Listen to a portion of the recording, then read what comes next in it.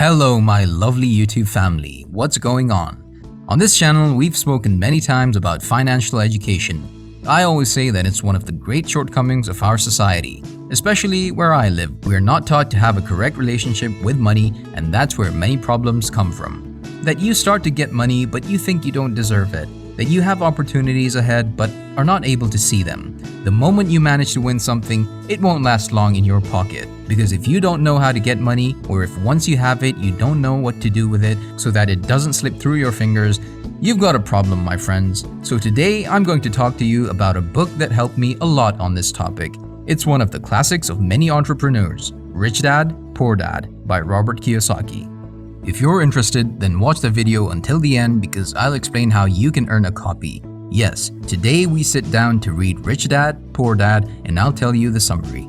How have you learned to relate to money? That's the question. The most normal thing is that you have a series of beliefs and values that have been implanted in your house as a child. Because they don't teach us financial literacy at school, that work usually falls on the family. If you come from a family used to handling money, you'll probably do it naturally. On the other hand, if what you heard as a child is that we cannot pay this, or the first thing is to find a permanent job that allows you to cover your expenses, then that conditions you a lot. Does this mean that the children of a rich family already have everything done and the poor or middle class are condemned to stay there? No, not even all. I myself do not come from a rich family where we had money left over, and I started something very humble without much money in my pocket. What it means is that if you have not had an adequate financial education, you're going to have to find in your whole life to get it, and many times having to fight against those ideas that have been drilled in you that tell you, for example, that money is bad or that you don't deserve it. This is the book Rich Dad, Poor Dad. Author Kiyosaki talks about his two parents. One, the biological father who was a super prepared man with his university degree and a good job.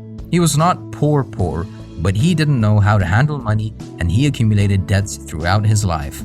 The other was the father of his best friend. Without major studies, he was able to start several companies and become one of the richest men on the island of Hawaii, where he lived. Cool, isn't it? Analyzing the teachings he received from one and the other, Kiyosaki understood how education influences everything that has to do with finances, and why, depending on the model you follow, you can be very prosperous or settle for simply dragging, and hopefully. The poor father told him to study to get a good permanent job. The rich man, on the other hand, told him to study to understand how money works, and a great phrase, put money to work for yourself. What a great quote. The old scheme of studying a lot to get a degree that guarantees you a good job is a thing of the past. First, because times have changed and a university diploma is no longer a guarantee of anything. And second, because by doing that, you get into a trap that will cost you to get out of what is called the rat race. Most people put up with the workday thinking about payroll. They don't like their working conditions, but they endure because of fear, because of at least I have something. Well, that's the rat race, like that little wheel that is in the hamster cages which does not stop moving but also does not advance. They're not really going anywhere. When you have a job where you get paid certain money, you tend to spend it. If you get a better job, your standard of living improves.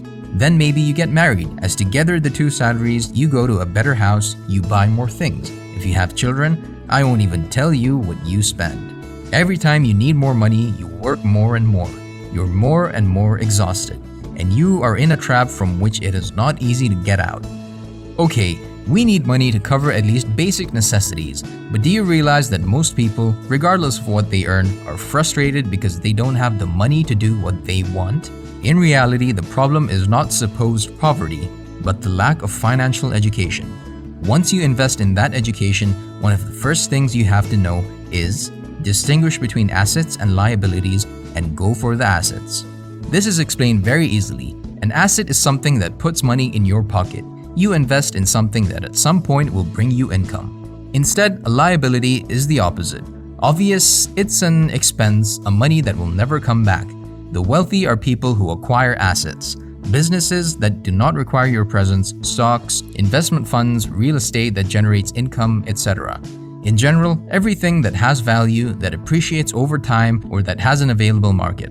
Things that generate money that goes to our income account. A basic mistake in this is that some people buy liabilities thinking they're assets. I'll give you a very clear example. A house. Many people buy a home thinking that it's their greatest asset, the best investment they're going to make in life. But you have to pay the interest on the mortgage, repairs, taxes. That house is an expense, and it only becomes an asset if you sell it for more money than you have paid for, or if you rent it, generating more income than expenses. Another typical purchase is a car. By the time you get out of the dealership, it's already losing market value. And to that, you add gasoline, maintenance, taxes, etc. If you have a car, you know it. It's a great source of expenses. In my case, for example, although I could afford a car I don't have, I walk to work, and when I need one, I rent it. All this does not mean that you shouldn't have a house or a car, but you should not base your financial plan on this type of expense. How do we get out of this spending wheel? Well, watch further. Attend your own business. Many financial problems come from the rat's career, and that you can spend your life working for someone else. You work to earn money one month and then the other month, but you do not produce assets that generate money that does not depend on you.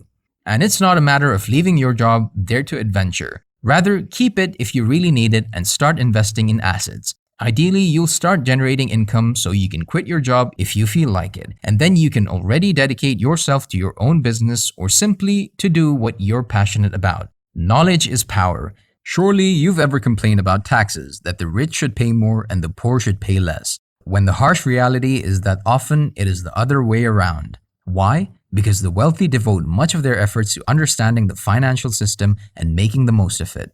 We'll not go into the people who disappoint, but we're going to say that many rich people pay comparatively few taxes because they know the system and its eccentricity to save money. Well, with that, as with everything, knowledge is power. If you spend time being well informed and take care of running your own business, as we have seen in the previous point, you'll automatically have more money. For this, Kiyosaki talks about 4 fundamental areas of study: accounting, to know in what state your accounts are at all times; investment, or how to get money to call money; understanding the markets so that these investments are as profitable as possible; knowledge of the law to fulfill what is necessary and make the system work in your favor. As you can see, the book Rich Dad, Poor Dad has a crumb. And for the record, I haven't told you half, because there's a lot of content there, but I think that up to here you have an idea. You should read it entirely, and I recommend you to do so. Subscribe to my YouTube channel and also press the bell icon for more videos to come. Leave me a comment below this video and tell me, what do you think financial education is like in schools in your country? In the next video, we'll continue talking about money, which is a topic that I know interests you, like everyone, of course. I'll talk to you about, so don't miss it. See you soon. Many successes.